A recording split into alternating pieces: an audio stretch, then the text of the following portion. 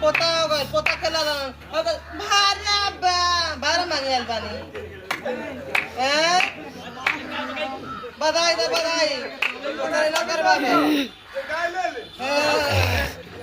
पोता से बढ़ के गाय बचा पोता से बढ़ के धन दौलत बा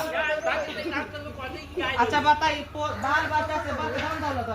का मतलब बने बच्चे का मतलब बाल बच्चा ना हो पूरा चल जाए खुशी से जवान दे दिया खुशी से चीज हां जब दुआ लिए तो तब नहीं जवान दिए थे 11000 ले खुशी से लोग घरों कर दे कमी बात खुशी हो जाए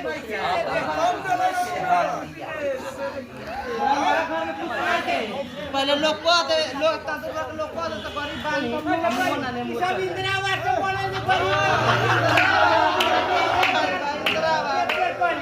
सरकार छुट्टी दे रही है अच्छा बोले से भी छूट जाना